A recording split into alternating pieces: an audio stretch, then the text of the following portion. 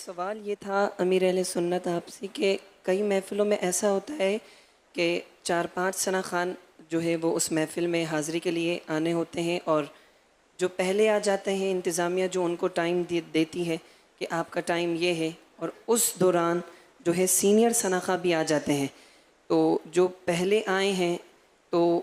ان سے پھر انتظامیہ کہتی ہے کہ ہم پہلے سینئر کو پڑھائیں گے، اس کے بعد آپ کو مائک دیں گے۔ تو اس سے یوں ہوتا ہے کہ جو پہلے آئے ہیں ثنا خواں ان کی آگے جو محفل ہوتی ہے تو اس سے وہ بھی تھوڑا سا ماحول ڈسٹرب ہو جاتا ہے، اور اس طریقے سے وہ 5-10 منٹ کا بولتے ہیں سینئر ثنا خواں، تو وہ اپنے حساب سے حاضری مکمل کرتے ہیں، جب ان کا دل مطمئن ہوتا ہے تو پھر مائک دیتے ہیں وہ۔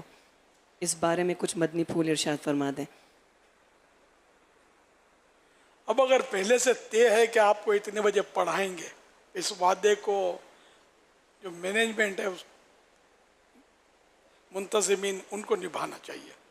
کہ اس سے اس کی دل آزاری بھی ہوگی، اور جیسے آپ نے فرمایا کہ دوسری جگہ جانا ہے تو وہ بھی نظام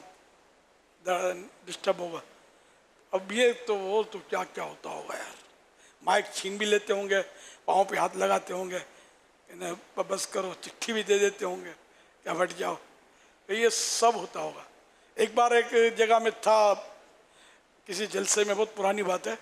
تو ایک مقرر بیان فرما رہے تھے، اس میں دوسرے مقرر شاید منچ پر تشریف فرماتے،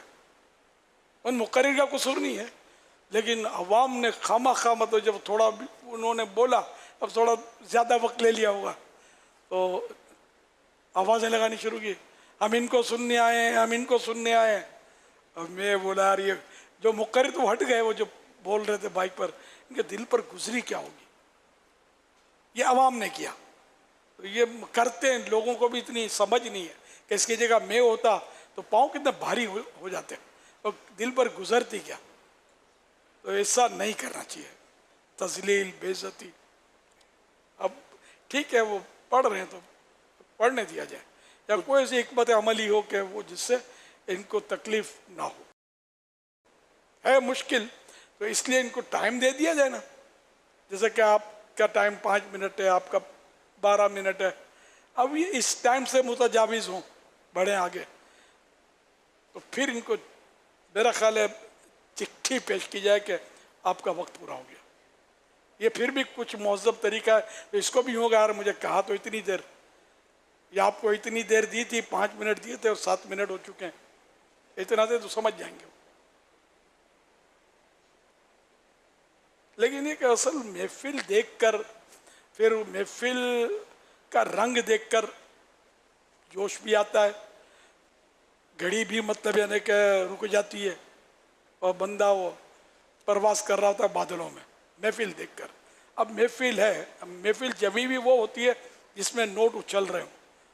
نوٹ اچھل رہے ہوں، بڑی بڑی پارٹیاں بٹھی ہوئی ہیں، آپ کی نظر ہے شہر، ایک شہر آپ کی نظر ہے، یا نذرانے پارٹیوں کو دے رہتے ہوں گے، یہ نعت خوانوں کو نوازتے ہوں گے، اس طرح کا ماحول ہوگا تو وہ مائک چھوڑے گا نہیں، پیسے آ رہے ہیں تو کون چھوڑے گا۔ تو یہ بھی ماحول ہوتا ہوگا، طرح طرح کا ماحول ہوتا ہوگا۔ سوشل میڈیا پر کبھی کبھی میں نے بھی کلپ دیکھے ہیں، جو نوٹوں کی برسات ہوتی ہے نا، اور بعض اوقات ایسے ایسے کلام بھی پڑھ رہے ہوتے ہیں کہ خدا کی پناہ، بعض وہ ایسا ہوتا ہے کہ بند کر رہے، سننا ہی جائز نہیں ہوتا، ایسے اشعار پڑھ رہے ہوتے ہیں، کیا کرے آدمی، ہم کیا کر سکتے ہیں، نہ ایسے لوگ ہمیں سنتے ہیں۔ اب آج اتنا زور لگایا ہماری مجلس، نعت خوانوں کی مجلس، بیچارے مطلب انہوں نے اتنا زور لگایا ہوگا، کس کس کے جا کے پاس جوتے گھسے ہوں گے، منتیں کی ہوں گی کہ آپ آئیں، سارے تو آنے سے رہے، پھر بھی نہیں آئے ہوں گے،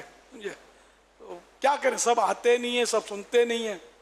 پھر اب جتنے آئے وہ سب کے سب، وہ ضروری نہیں ہے کہ سب ان کو یاد رہے، اس پر عمل بھی ہو، وہ ایک نوٹ دیکھے گا تو پھسل جائے گا، مسئلہ یہ ہوتا ہے۔ ذرا کسی نے تعریف کر دی تو آپ پہ سے باہر ہو گئے، اتنی تو کمزور ہیں ہم لوگ۔